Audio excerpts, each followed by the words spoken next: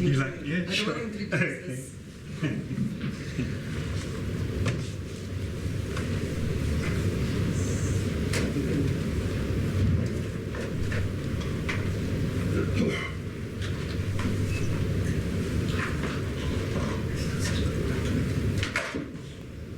Okay, good afternoon everybody. Can you hear me? Yes. It is my great pleasure and honor to introduce you this afternoon Professor Nigel Penn. Professor Nigel Penn has been in the Department of Historical Studies at the University of Cape Town. He has written about the impact of colonialism on Khoisan societies of southern Africa and on the nature of early colonial society in both the Dutch and British periods. Professor Penn has been awarded the UCT Book Award 3 times and won a Choice Award from the American Library Association in 2007. He is interested in using the techniques of microhistory and cultural history to illuminate the contacts that occurred between different societies and individuals in the colonial context of southern Africa and Australia. Professor Penn is currently has an NRF rating B1. Shall we give him a welcome?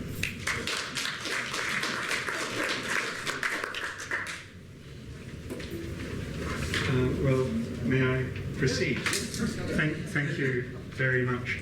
Can you hear me without a microphone? Is that all right? Thank you. Well, thank you for your attendance. I see that we are rather a small, select and hopefully intimate group of people, and I would then encourage you, if you like, to ask questions, if you so choose. Let's try and keep this more like a seminar perhaps than a lecture, because I think the room lends itself to that. Let me begin by trying to explain why I am interested in this subject. Whenever I mention the word massacre, most people give a groan and a sigh of disbelief, and indeed it is rather a horrible subject to contemplate. It's hard to sort of make jokes about massacres, although I do own an interesting book called Atrocitology, which is a compendium of all the atrocities which have happened in history, written in a very light-hearted vein. But you will forgive me if I don't pursue a light-hearted vein for this subject.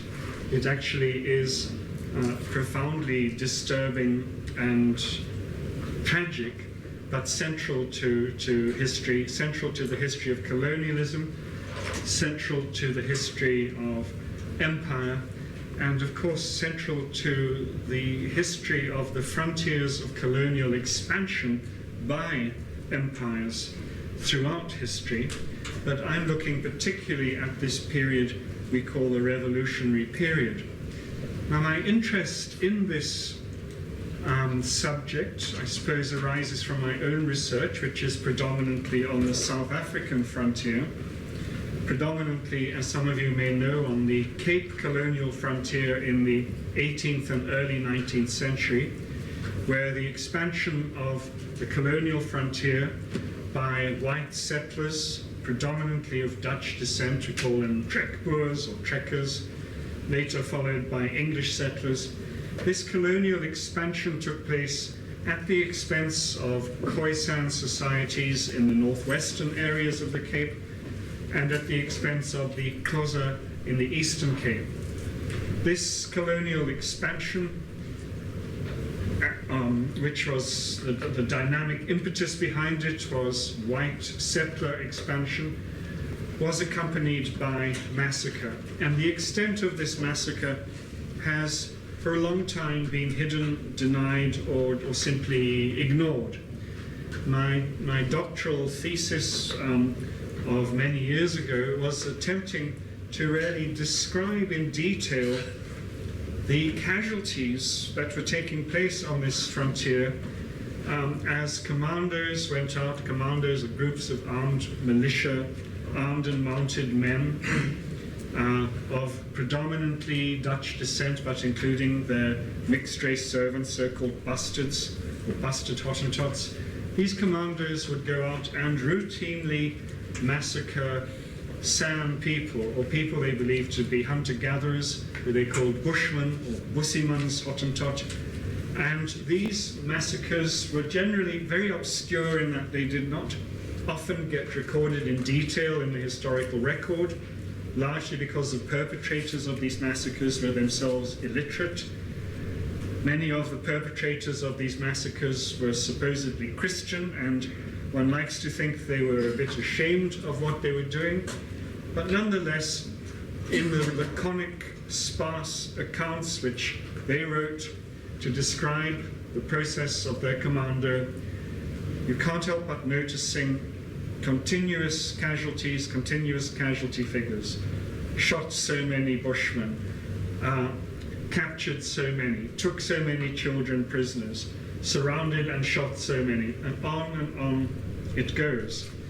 These figures, I would like to say, almost pale into insignificance compared to similar figures perpetrated by similar characters on the frontiers of Australian colonial expansion.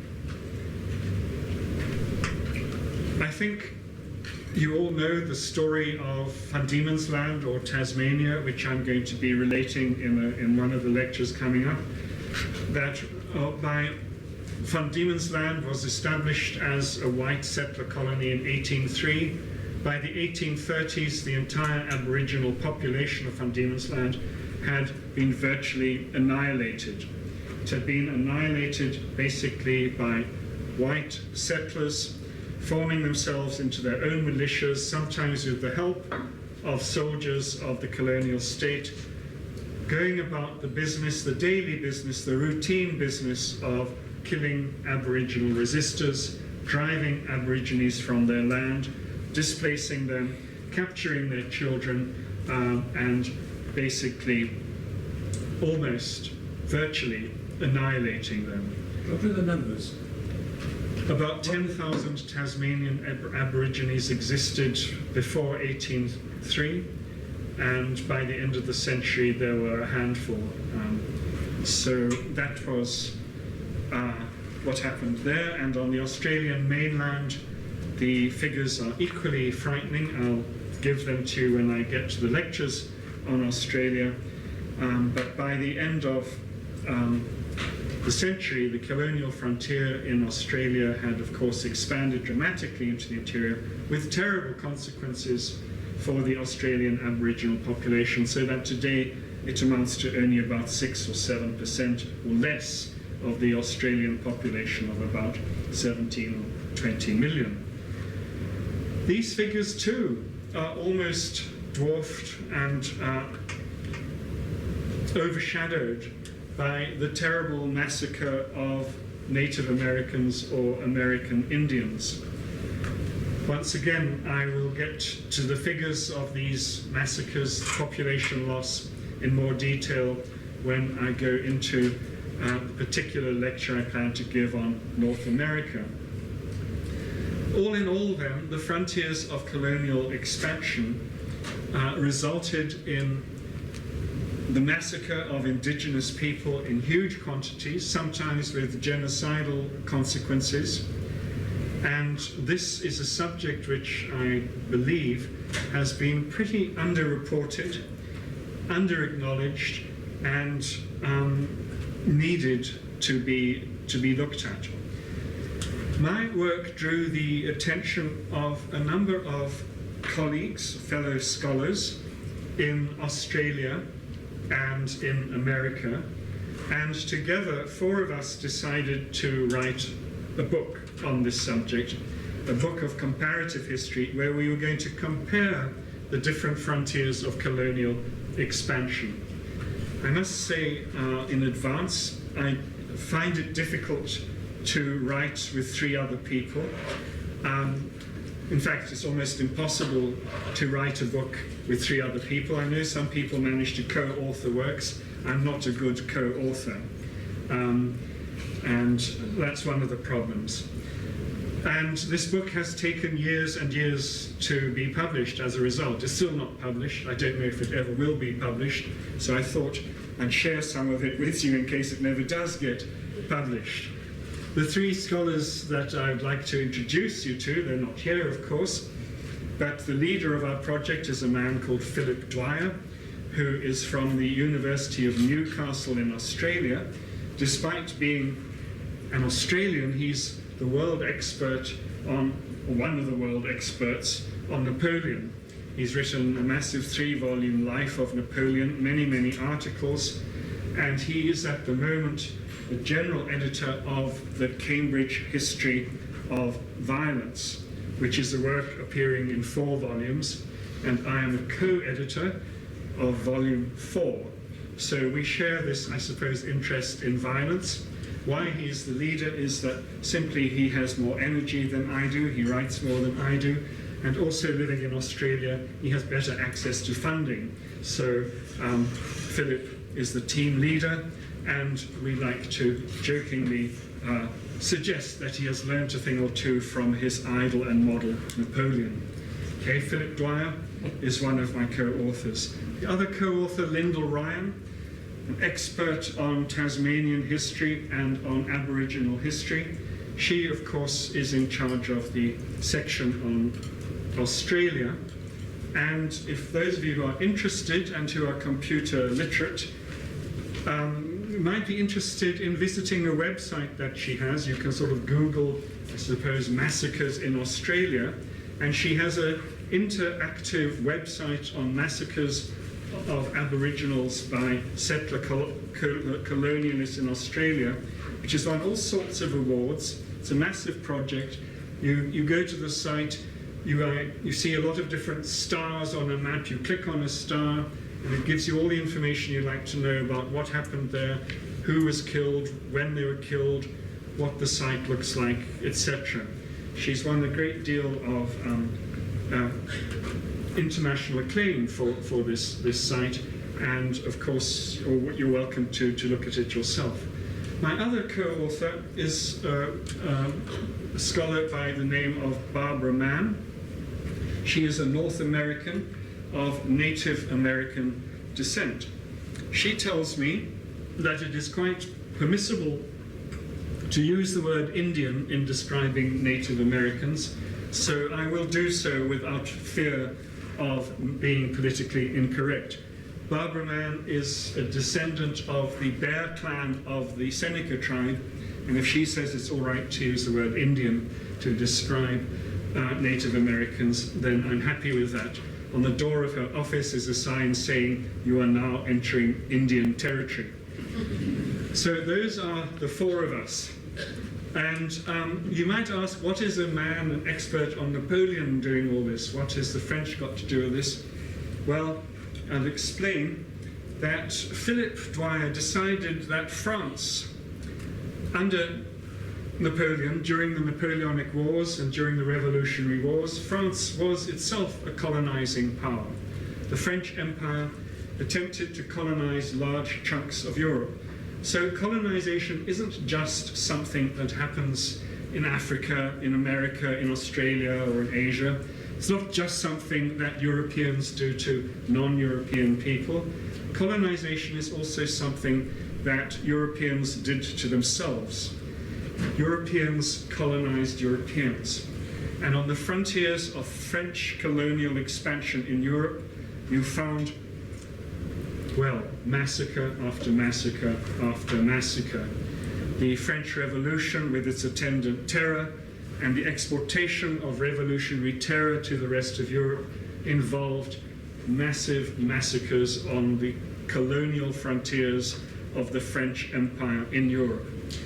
So what we are trying to do is draw comparisons between these different colonial frontiers, trying to make generalizations about the use of massacre, why it occurred, when it occurred, what its characteristics were, and also trying to ask questions, I suppose, not just about the nature of colonial frontiers, but about this revolutionary period itself. So let me explain to you now, because perhaps some of you are wondering what the revolutionary period is. For historians, the revolutionary period, I've put up a date here, is basically the period around about the great revolutionary movements of the late 18th and the early 19th century, starting perhaps with the American Revolution, which began in, well, the war between the American rebels and the British Crown began in 1775, but of course the build-up to the American Revolution began long before that. But for historians, the revolutionary period begins with the American Revolution. It continues to take in such phenomena as the Haitian slave revolution, which was arguably inspired by the ideas of the French Revolution. It takes in, of course, the French Revolution itself. It even takes in, of course, the Industrial Revolution. You might be familiar with Eric Hobsbawm's famous work, The Age of Revolutions, where he looks at the French Revolution and the Industrial Revolution as the great sort of watersheds of global history. And the revolutionary period, if it can be said to have come to an end, which is debatable, we are all post-revolutionary children, the revolutionary period really comes to an end with the defeat of Napoleon, who transformed the ideas of the French Revolution into an expansive empire, a French empire, and he exported these ideas, transforming them in the process. And in 1815, of course, he met his Waterloo. But of course, it took a while to tidy up the world after Napoleon and the French Revolution. So this is the revolutionary period. Why do we study it? Why is it important? Well, perhaps it's not necessary to explain to you why we regard the Industrial Revolution as being important. It was that period of history in which revolutionary advances in technology and production enabled humanity to break free of the Malthusian restraints that had, until then, posed a barrier to demographic and economic growth. You're all familiar with the Industrial Revolution. You perhaps did it at school when you were in Standard 2 and 3, and perhaps not since then. But anyway, we're not here to talk about the Industrial Revolution. We're here to discuss the most important consequences of the other revolutions of the Age of Revolution.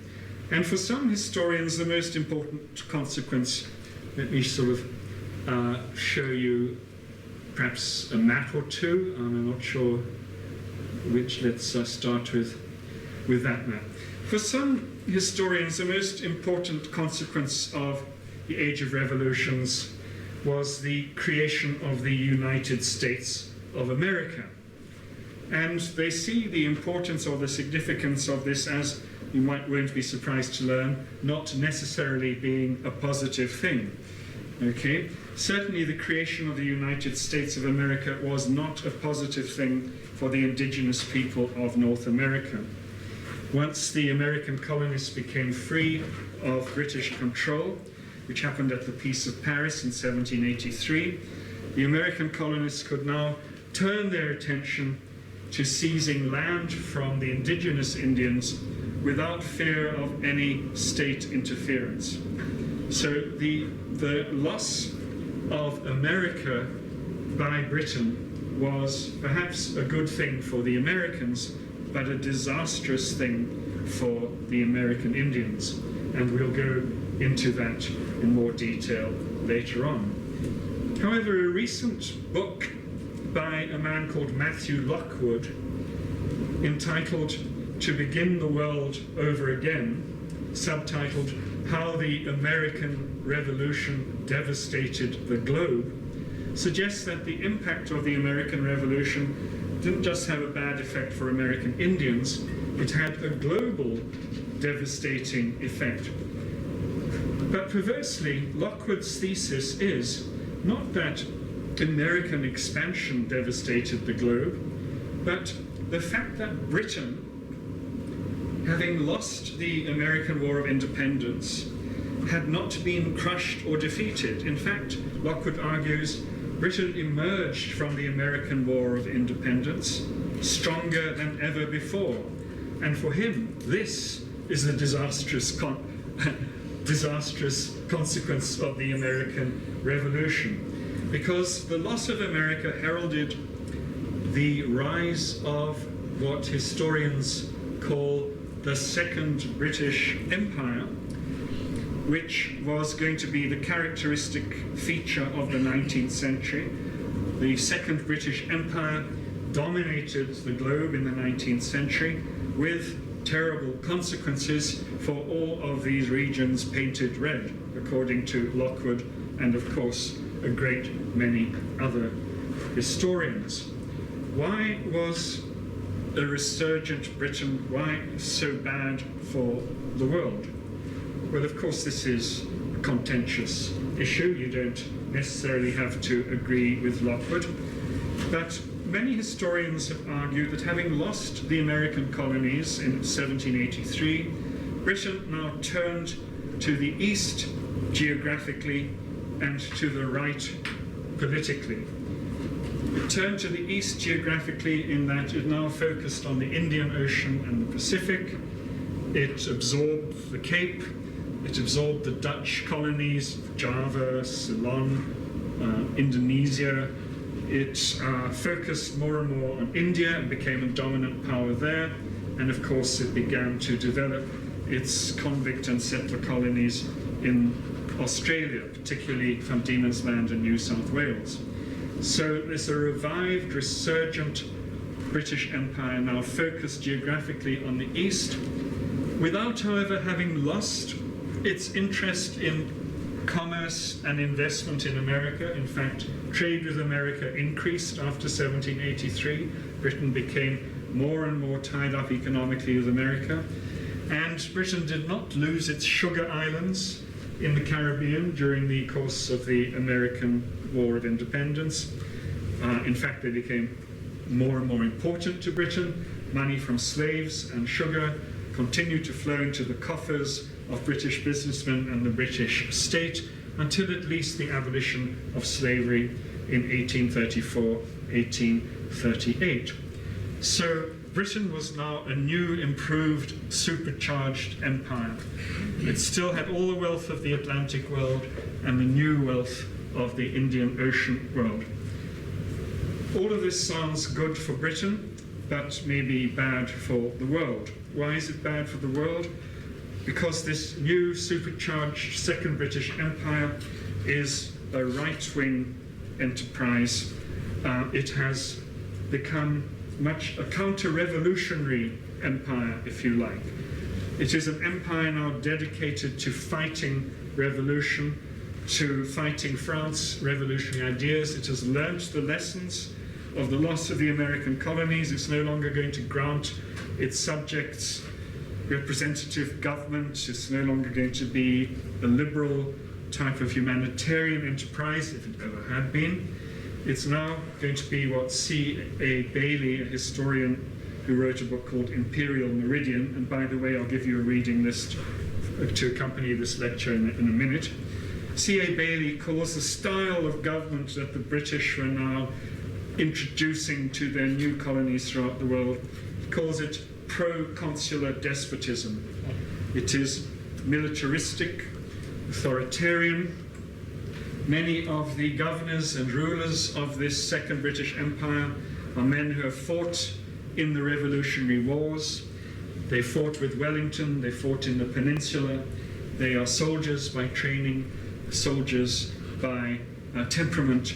They govern in a sort of uncompromising, militaristic way.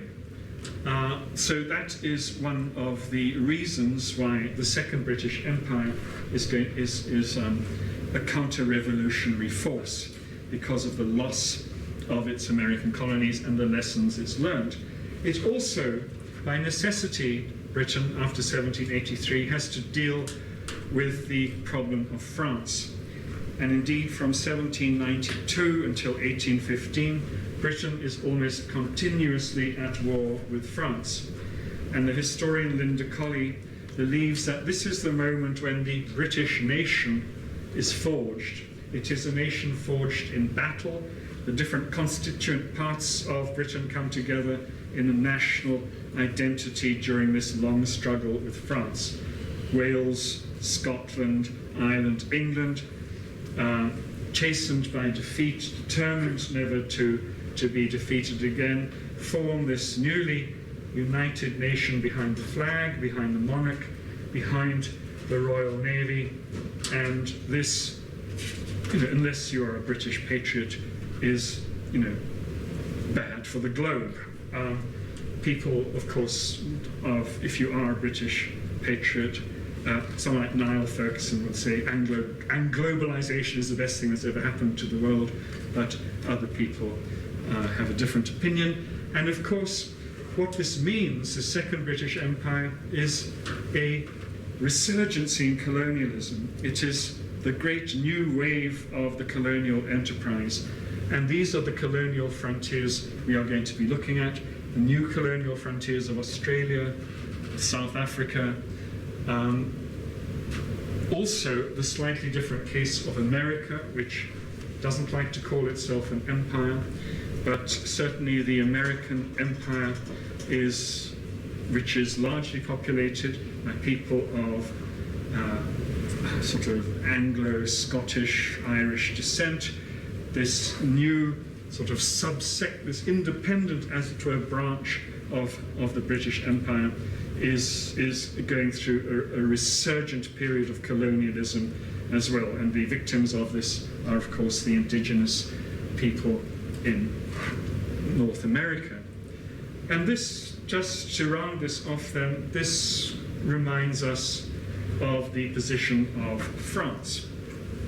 That France, having emerged from the successful war against Britain, which undertook during the American Revolution. Remember, Britain lost the War of American Independence, largely because it was a raid against America, France, Spain, and Holland, and simply could not overcome all these enemies at once.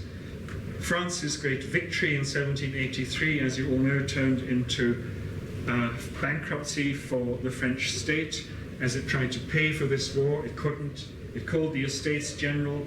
The Estates General basically led to the French Revolution, and the French Revolution is a direct result of the American Revolution.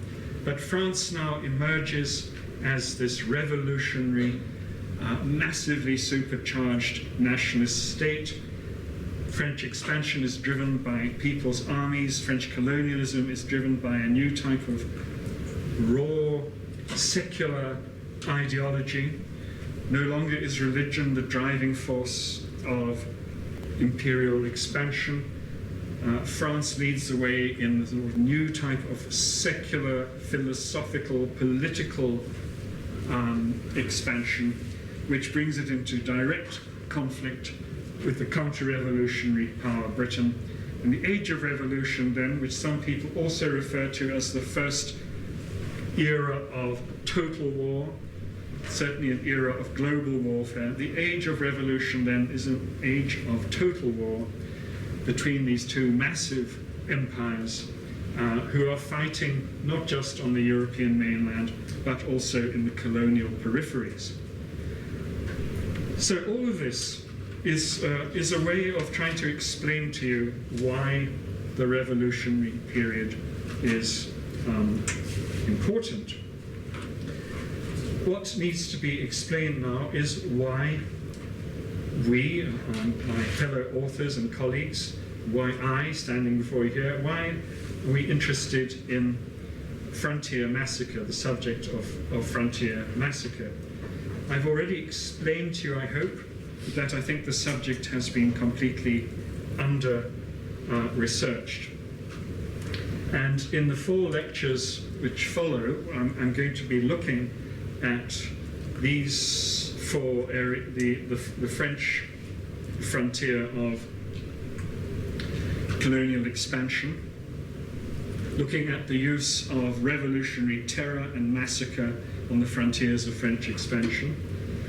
Then I'm going to be looking at the South African or Cape frontier, looking at the use of massacre on the frontiers of expansion in the Cape Colony.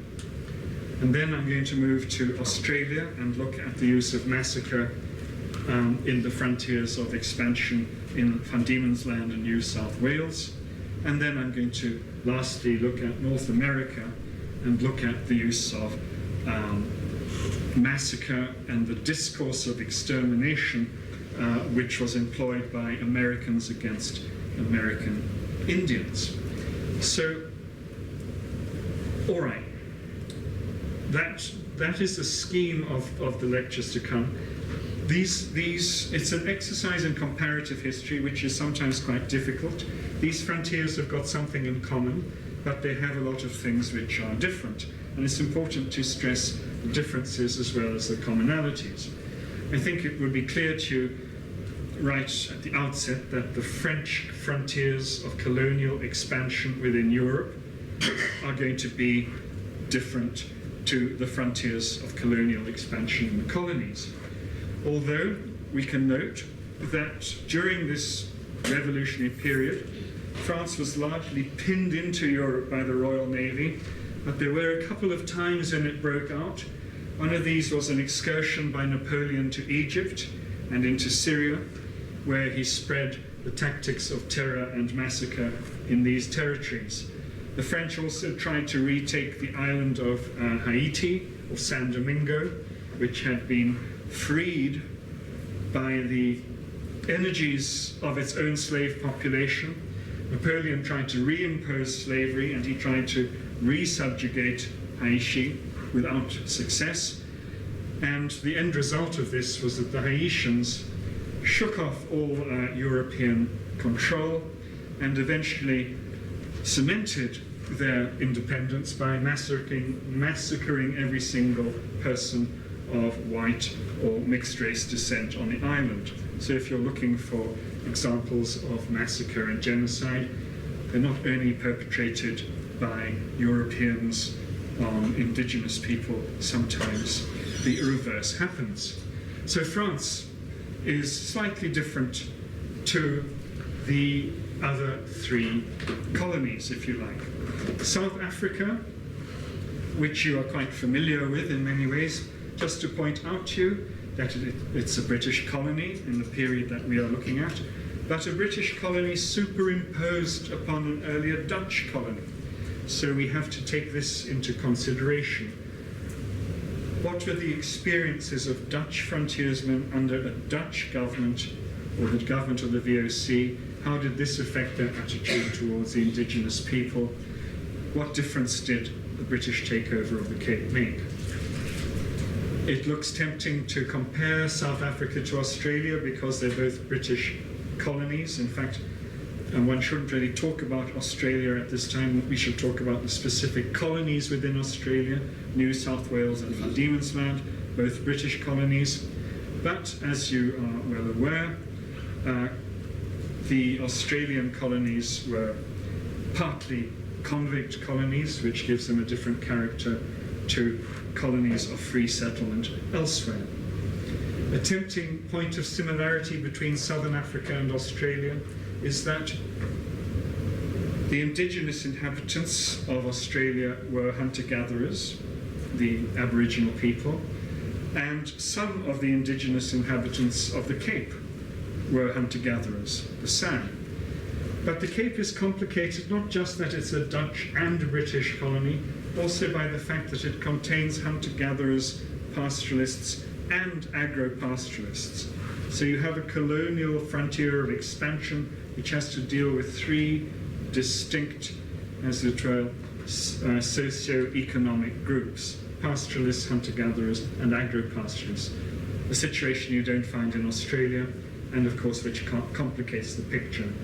And finally, North America, or the American colonists, although of British descent and culture and economic habits, of course, develop in a very different way once the British state is removed.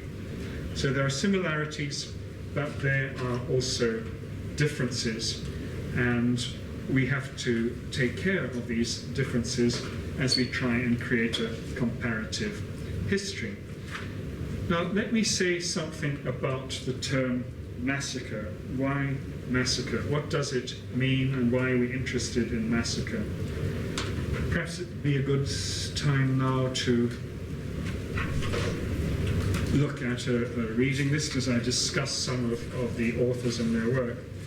One of the foremost theorists or students of massacre is this French sociologist called Jacques Semmelin, and he defines massacre as basically a mass crime, the deliberate and brutal destruction of a large number of non-combatants, often accompanied by atrocities that at first appear to be quite pointless.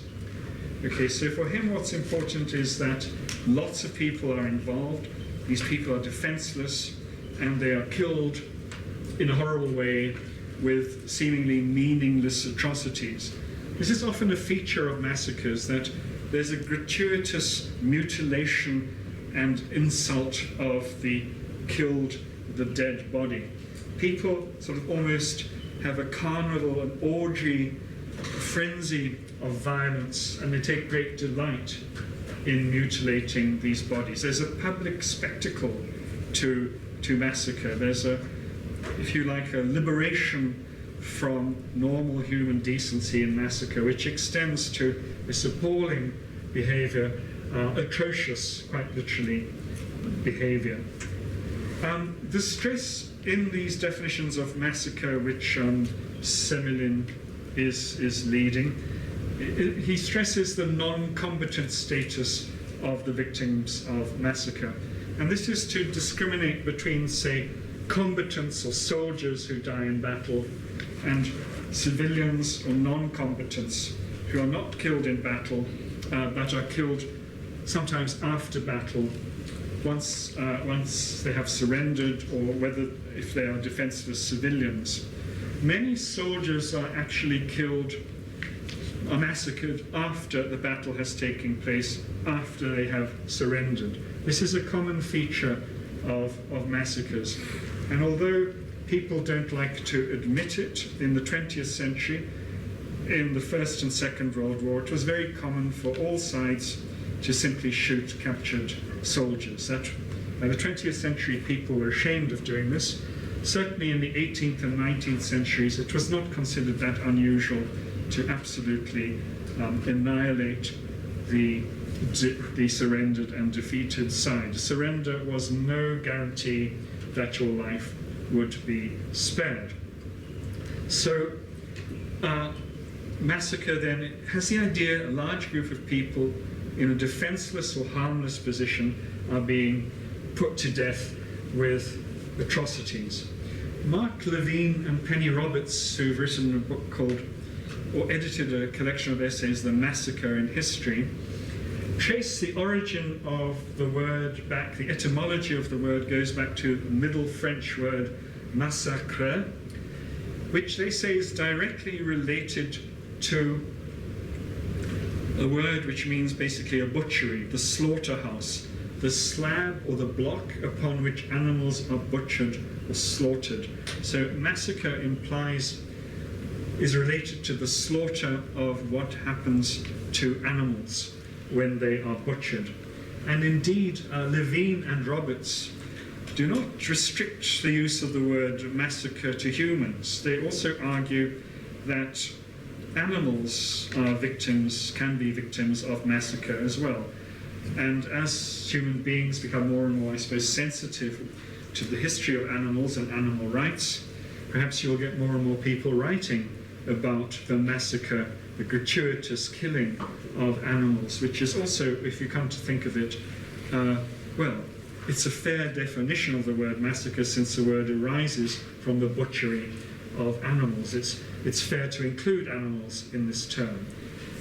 More loosely, the word now evokes, the word massacre evokes wholesale slaughter or carnage in large numbers, But recent scholarship, especially emerging from Australia, where the characteristic way of massacring Aboriginals was in sort of pockets. The same in South Africa amongst hunter-gatherers. The characteristic form of massacring Australian Aboriginals and South African hunter-gatherers, who after all live in family-sized groups. The favourite, I suppose, form of massacre was to wipe out one family at a time, or because that's how you found these people. So Australian scholars are saying a massacre, the lowest number for a massacre is about 6 people. Other scholars say, well, you know, it's possible to actually have a massacre involving only one person. How that differs from a murder is perhaps beyond my skills to define. But there are some people who think that there should be no minimum limit to the number of people killed in a massacre. So excuse me, does that mean that you're distinguishing between massacres and casualties in war? Yes. Okay. Although some battles look like massacres, if the odds are very heavily against one side, the idea is that if you're a combatant, you can't be a victim of massacre. But if you are helpless, if you are surrendered combatant, then of course you can be a victim of a massacre. Barbara Mann, who is my American colleague and scholar, looking at the way in which the indigenous population was decimated by a massacre, has evolved a sort of a model that she calls fractal massacre. Fractal massacre is, if you like, the slow chipping away by continuous small numbers of the population. And she believes that fractal massacre can be as fatal, as deadly in the long run as a big massacre of a lot of people. So in other words, if a particular society loses small numbers of people constantly over a long period of time, it's as devastating as if a large number of them were killed simultaneously. But I think I've said enough to perhaps convince you that there is no single legal definition of the word massacre, unlike attempts which have been made to define the word genocide, which perhaps we need to spend some time, which I don't have right now, to define the difference between genocide and massacre. But what I would like to say before, perhaps in the next lecture I can tease out these differences and ask what the difference is between genocide and massacre and why we are looking at massacre and not at genocide. Just let me make one point, and this is a point that Jack Semelin makes. It is the point that all genocides involve massacres, but not all massacres are genocides. All genocides involve massacres, but not all massacres are genocide. Excuse me, would Holocaust, where would that fit into? Well, that's certainly genocide, yeah. Of an extreme case, or? Well, yes, an extreme case. For some people, the extreme case above all others. I can see that you are curious enough for me to have a license to talk more about this definition. Yeah? I would have thought that the difference between the two is that in one instance it's the issue of faith, belief system, and in the other it's an issue of either land or possessions. Well, okay, let me then, if I've gone over time, but I'm sure I'm allowed 5 minutes because I can't see anybody coming. Sorry? I've gone until? 4. Oh, excellent. I thought I only had 45 minutes. Okay. So, right, let me then go on to discuss this. The term genocide was coined by the Polish Jewish jurist Raphael Lemkin during the Second World War. It is he who helped to frame the legislation for the United Nations Convention on the Prevention and Punishment of Genocide, which was evolved in 1948. And this convention defines the crime of genocide as an attempt to exterminate, whether partial or complete,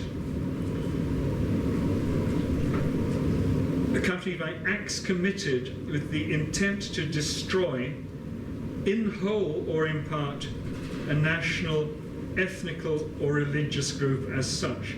Okay, I'll just repeat that. Acts committed with the intent to destroy, in whole or in part, a national, ethnical or religious group as such. According to this definition, genocide need not be state-planned or even violent, since it is possible to work towards the non-violent extinction of a group, which would also be prohibited, by making it impossible for them to sustain their life, in other words, by taking away the means of subsistence of this group, or by taking away their children so they can no longer reproduce. So in other words, Lemkin envisaged legislation that would cover and prevent this crime genocide, which he tried to define, from taking place. But the question arises as to whether Lemkin's definition, which was adopted by the United Nations, is not too broad and too vague. Is not any and every act of war committed with the intent to destroy, in whole or in part, a national, ethnical or religious group as such? Lemkin also wanted to include the word political here. So what I'm saying is that this definition is too broad to be useful, the definition of genocide. Because when two countries go to war, it's not their intention to destroy part, if not the whole, of a particular group involved. It's not the idea of destroying the other person's army, an intention to destroy part of the group concerned. So this is why some scholars are unhappy with this attempt to define the crime of genocide. They acknowledge that terrible things happen. They acknowledge that people get exterminated, wiped out. They acknowledge that some people try to exterminate each other. But Maxine Steinby refers to the term genocide as a hodgepodge concept which has allowed the object of history to escape from the story told about it. And this is quoted in Semelin's book. A hodgepodge concept which has allowed the object of history to escape from the story told about it. And my point is this: if you try and make every atrocity and massacre, violent act in history conform to the definition of genocide, what have you gained by that? What understanding have you gained if you say this is genocide and you define certain acts as being genocidal? So what my colleagues and I have tried to do by studying massacre rather than genocide is, if you like, looking at the micro level of the act of violence, looking at the mechanics of and the causes of this act of violence, rather than asking, does this act of violence fit into the legal definition of 1948, which, by the way, is not binding retrospectively on acts before 1948. Perhaps things will emerge more clearly as I discuss in more detail what we understand by massacre. So, to return to massacre, some massacres, yes, lead to genocide. However you define it, some massacres do lead to the genocidal extermination of entire peoples or part of that people. I'm not denying that there is something called genocide. I'm just saying that not all massacres are genocidal. And this is flying in the teeth of a number of recent works of historical analysis, which have tried to stress very strongly the connection between colonial expansion, settler colonialism, and genocide. For instance, the work of A. Dirk Moses, Empire, Colony, Genocide, stresses the fact that regimes of settler colonialism are genocidal. He argues this because what settler colonists want is to remove indigenous people from the land. If you remove indigenous people from their land, your intention is genocidal. You are no longer going to allow them to continue their own way of life. You're threatening their lifestyle. You're threatening them with death and extinction. So Dirk Moses is saying that settler colonialism is genocidal. Whether it achieves its effect or not is beside the point. It's genocidal in intent, and sometimes it's genocidal in consequence. His ideas have been taken up by my colleague in the history department, Mohammed Adikari, who has tried to, I suppose, refine the ideas somewhat by saying settler colonialism is genocidal when it involves conflict for resources between settler colonists and hunter-gatherers. Okay, hunter-gatherers are seen as being superfluous to the project of settler colonialism. They're seen as being useless users of the land. They're seen as being in the way of the advance of productivity. And invariably then, hunter-gatherers are victims of genocide. Now, I'm not arguing against the fact that what happens to hunter-gatherers is sometimes genocidal, that hunter-gatherer societies have suffered from genocide. I'm not arguing that hasn't happened. It would be absurd to do so. But what I am wanting to argue here, and my colleagues in this project are in agreement, what we are arguing is it doesn't really increase your understanding of the processes of history if you can label something comfortably genocide. It doesn't help to understand it.